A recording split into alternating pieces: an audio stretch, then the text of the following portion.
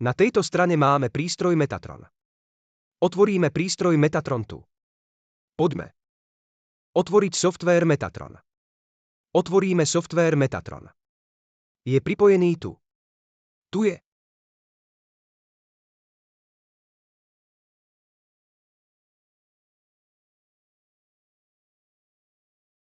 Bioinduktor prístroj Metatron a keď sa to stane, musíme.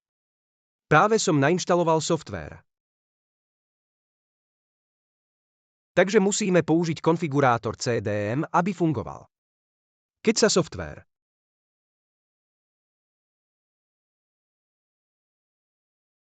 Metatron neotvorí, musíme inštalovať, kým sa nezobrazí dokončené.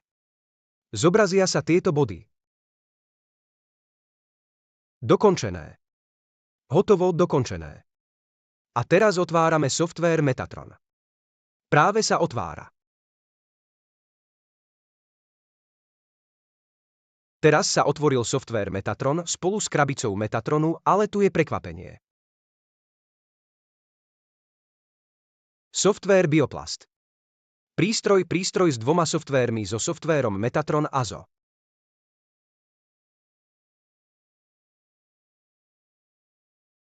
softvérom Bioplast. Takže môžeme využiť oba softvéry Metatron aj.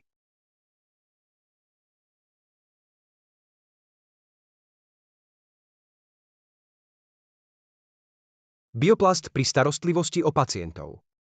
A tu sa začal otvárať. Práve sa otvára. Softvér Bioplast. Pozrite, máme softvér Bioplast pripojený k zariadeniu Metatron a tam sa otvoril. Takže môžeme používať softvér Bioplast. Toto je softvér Bioplast. Tu je. Teraz vystúpime. Vystupujeme zo softvéru Bioplast a teraz znova vstúpime do softvéru Metatron. Preto jedno zariadenie používame jeden prístroj, tu je prístroj.